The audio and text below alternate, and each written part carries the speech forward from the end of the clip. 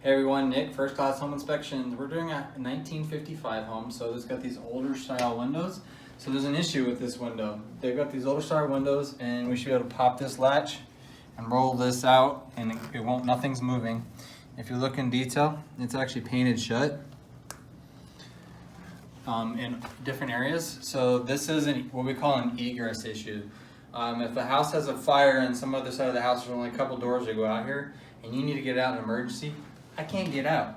So there's no way out. So this is a safety concern that needs to be addressed. Everything needs to be, paint needs to be redone, all the materials working, or replace the windows, whichever works best.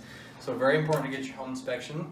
For our home inspection needs, First Class Home Inspection, 623-680-0707 or firstclasshomeinspection.com, and we'll see you next time.